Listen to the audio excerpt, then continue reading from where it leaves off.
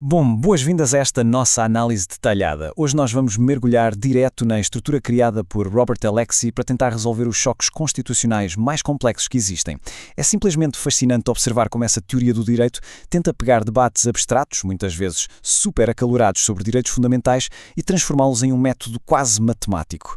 Para organizar a nossa linha de raciocínio, o roteiro passa rápido por 6 pontos essenciais. 1. A diferença entre regras e princípios.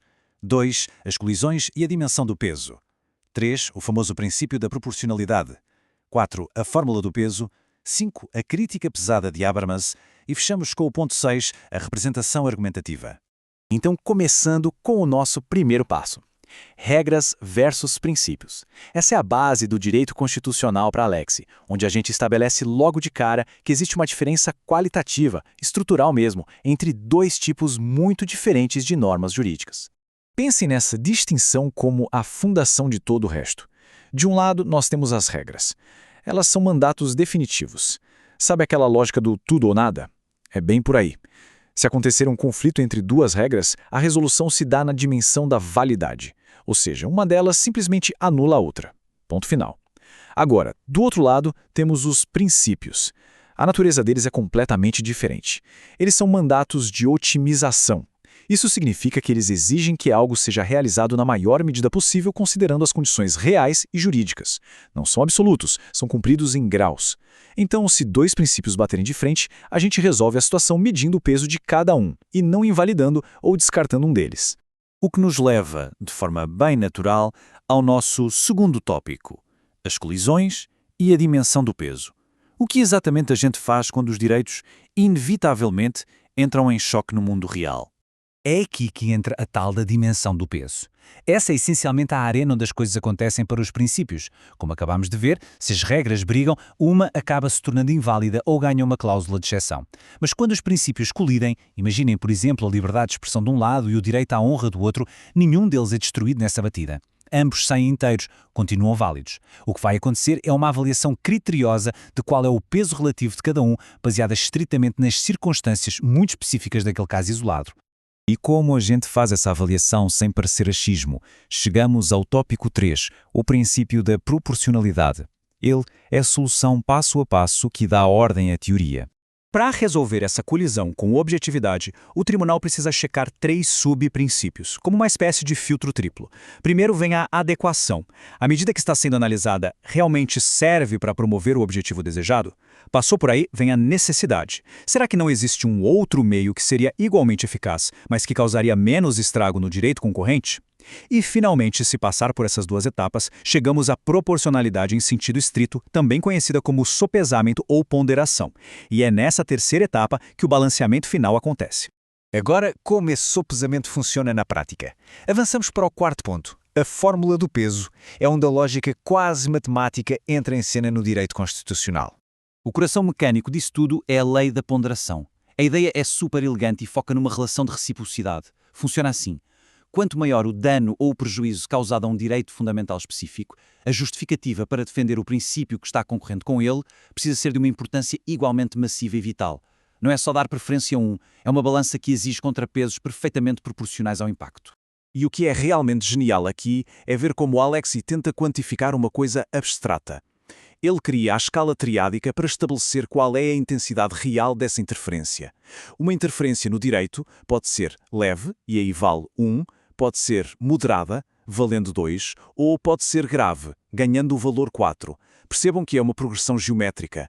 Ele faz isso de propósito para traduzir todo aquele debate filosófico em uma fórmula tangível e calculável. Mas para não ficarmos voando só na abstração, vamos resgatar aquele famoso caso real do Tribunal Constitucional Alemão, o caso da revista Titanic. Nele, uma revista com conteúdo satírico publicou insultos pesados contra um oficial militar que era paraplégico. O tribunal se viu no meio de uma tempestade, precisando balancear exatamente a liberdade de expressão da revista contra a honra e a personalidade do militar.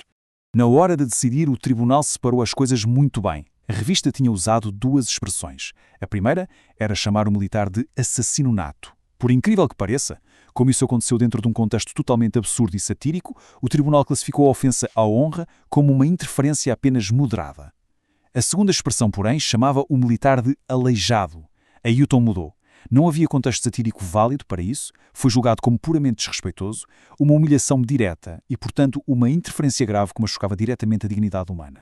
Se a gente pegar esse primeiro insulto de assassino nato e jogar na fórmula matemática, olhem como fica. Se proibissem a publicação, a interferência na liberdade de expressão da revista seria grave, o que tem peso 4 na nossa escala triádica. Do outro lado, a necessidade de proteger a honra contra um insulto de tom satírico era considerada moderada, peso 2. Matematicamente, a gente divide 4 por 2, o que dá 2. Como o resultado foi maior que 1, a liberdade de expressão, naquela colisão bem específica, ganhou a queda de braço. Mas ao olharmos para esses números sendo aplicados a coisas tão densas, é quase impossível não questionar o método. A ponderação judicial é realmente objetiva ou é só uma subjetividade arbitrária disfarçada de equação? Será que isso não é só uma racionalização bonitinha para os juízes decidirem o que eles já pretendiam decidir desde o começo? E essa desconfiança nos empurra direto para o nosso quinto ponto, as contundentes críticas de Habermas. A gente precisa entender essa resistência filosófica. O grande alerta de Jürgen Habermas envolve a ideia de uma muralha de fogo sendo destruída, e a gente repassa essa crítica aqui de forma totalmente imparcial. Para ele, começar a colocar direitos constitucionais na balança como se fossem meros interesses econômicos é algo que devasta o poder normativo da lei. O argumento de Habermas é que o direito lida com certo e errado.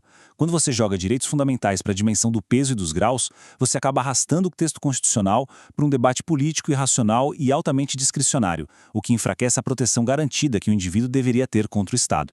O que nos traz finalmente ao nosso sexto e último tópico, a representação argumentativa. É aqui que Alexis formula a sua defesa racional contra esse ataque intelectual tão pesado de Habermas. Representando o puro rigor acadêmico desse embate, a resposta de Alexis foca no conceito de constitucionalismo discursivo. Ele garante que a fórmula do peso nunca teve a pretensão de funcionar como um robô calculista ou de substituir a argumentação humana. Na verdade, ela é justamente a principal ferramenta que estrutura, organiza e torna possível a argumentação racional dentro dos tribunais.